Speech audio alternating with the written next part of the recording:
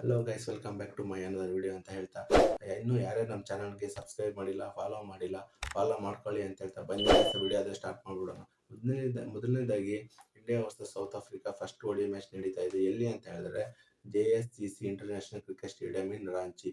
ಯಾಕೆ ಅಂತಂದ್ರೆ ಇವತ್ತು ಎಲ್ಲದಕ್ಕಿಂತ ಮುಖ್ಯವಾಗಿ ವಿರಾಟ್ ಕೊಹ್ಲಿ ಮತ್ತೆ ರೋಹಿತ್ ಶರ್ಮಾ ಪ್ಲೇಯಿಂಗ್ 11 ಆಡ್ತಿದ್ದಾರೆ. ಅದನ್ನಂತೂ ನಾನು ತುಂಬಾ ಖುಷಿ ಆಗ್ಬಿಟ್ಟಿದ್ದೀನಿ ಮತ್ತು ತುಂಬಾ ಎಕ್ಸೈಟ್ ಆಗ್ಬಿಟ್ಟಿದ್ದೀನಿ. ಯಾಕೆ ಅಂತಂದ್ರೆ ಈ ಟೆಸ್ಟ್ ಮ್ಯಾಚ್ಗಳಲ್ಲಿ ವಿರಾಟ್ ಕೊಹ್ಲಿ ಮತ್ತೆ ರೋಹಿತ್ ಶರ್ಮಾ ಇಳಿದರೆ ಮ್ಯಾಚ್ ನೋಡೋಕ್ಕೆ ನನಗೆ ತುಂಬಾ ಬೇಜಾರು ಗುರು.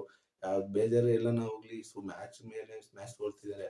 ಟೆಸ್ಟ್ ಮ್ಯಾಚಲ್ಲಂತೂ ತುಂಬಾ ಡಾಮಿನೇಟ್ ಆಗಿ ಅಪೋಸಿಟ್ ಟೀಮ್ಗಳು ಇಂಡಿಯಾ ಮೇಲೆ ಗೆಲ್ತಿದ್ದಾರೆ ಅಂತಲೇ ಹೇಳ್ಬೋದು.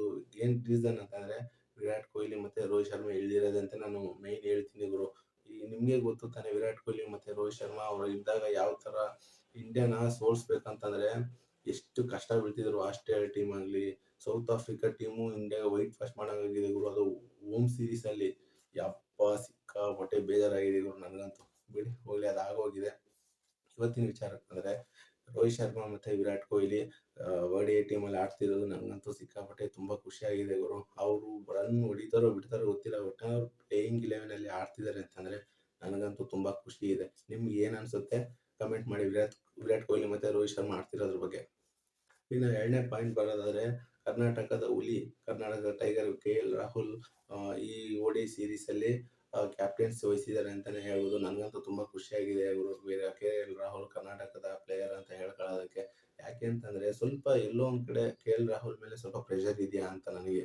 ಯಾಕೆ ಅಂತಂದ್ರೆ ಒಂದು ODI ಸೀರೀಸ್ ಟೆಸ್ಟ್ ಸೀರೀಸ್ ಬೇರೆ ಸೋತಿದ್ದಾರೆ ವೈಟ್ ವಾಶ್ ಆಗಿ. ಎಲ್ಲ ಒಂದ್ ಕಡೆ ODI ಸೀರೀಸ್ ಗೆಲ್ಲೇಬೇಕಂತ ಲೈಟ್ ಆಗಿ ಎಲ್ಲೋ ಸ್ವಲ್ಪ ಪ್ರೆಷರ್ ಇದೆಯಾ ಅಂತ ರಾಹುಲ್ ಮೇಲೆ. ಈ ಪಿಚ್ ಬಂದು ಸ್ವಲ್ಪ ಫಾಸ್ಟ್ ಬೌಲರ್ ಸಹಾಯ ಮಾಡುತ್ತೆ ಅಂತಾನೆ ರಿಪೋರ್ಟ್ ಅಲ್ಲಿ ಇದೆ ಇವರು. ಯಾಕೆ ಅಂತಂದ್ರೆ ಈ ಫಾಸ್ಟ್ ಬೌಲರ್ ವಿಕೆಟ್ ಪರ್ಸೆಂಟೇಜ್ ಬಂದು 70-30 ಇದೆ. ಅಂದ್ರೆ 70% ಫಾಸ್ಟ್ ಬೌಲರ್ಗೆ ವಿಕೆಟ್ ತಗೊಳ್ಳೋಷ್ಟು ಕೆಪಾಸಿಟಿ ಇದೆ. ಇನ್ನು 30% ಬಂದು ಸ್ಪಿನ್ನರ್ ಬೌಲರ್ಗೆ ಸಹಾಯ ಮಾಡುತ್ತೆ ಅಂತಾನೆ ಹೇಳ್ಬೋದು. ಆಮೇಲೆ ಈ ಪಿಚ್ ಅಲ್ಲಿ ಫಸ್ಟ್ ಬ್ಯಾಟಿಂಗ್ ಆಡಿರೋರಿಗೆ ವಿನ್ನಿಂಗ್ ಪರ್ಸೆಂಟೇಜ್ ಜಾಸ್ತಿ ಇದೆ. ಸೆಕೆಂಡ್ ಬ್ಯಾಟಿಂಗ್ ಆಡಿರೋರಿಗೆ ಸ್ವಲ್ಪ ಕಮ್ಮಿ ಇದೆ ಪರ್ಸೆಂಟೇಜ್ ಅಂತಾನೆ ಹೇಳ್ಬೋದು.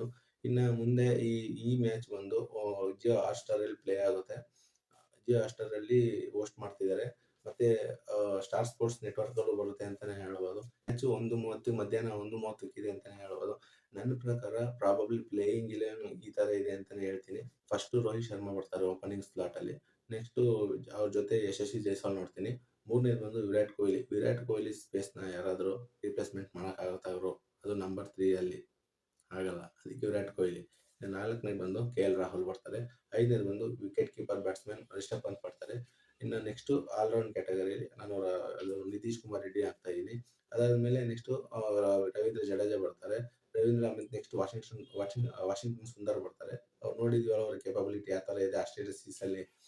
ಓಕೆ, ನೆಕ್ಸ್ಟ್ ಕುಲ್ದೀಪ್ ಯಾದವ್ ಬರ್ತಾರೆ.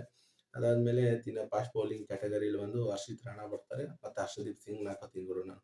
ಬೂಮ್ರಾ ಇಲ್ಲ, ಇನ್ಯಾರು ನಂಬಕ್ ಆಗೋದಿಲ್ಲ ನಾವು ಅವ್ರು ಬಿಟ್ರೆ. ಓಕೆ ಗೈಸ್, ನನ್ನ ಪ್ಲೇಯಿಂಗ್ 11 ಈ ತರ ಇದೆ. ನಿಮ್ಗೆ ಯಾವ ಪ್ಲೇಯರ್ನ ಆ್ಯಡ್ ಮಾಡಬೇಕು ಅಂತ ಈ ಪ್ಲೇಯಿಂಗ್ 11 ಅಲ್ಲಿ ನನ್ನ ಕಮೆಂಟ್ ಬಾಕ್ಸ್ ಅಲ್ಲಿ ಕಮೆಂಟ್ ಮಾಡಿ. ಓಕೆ ಗೈಸ್, ಮುಂದಿನ ವಿಡಿಯೋದಲ್ಲಿ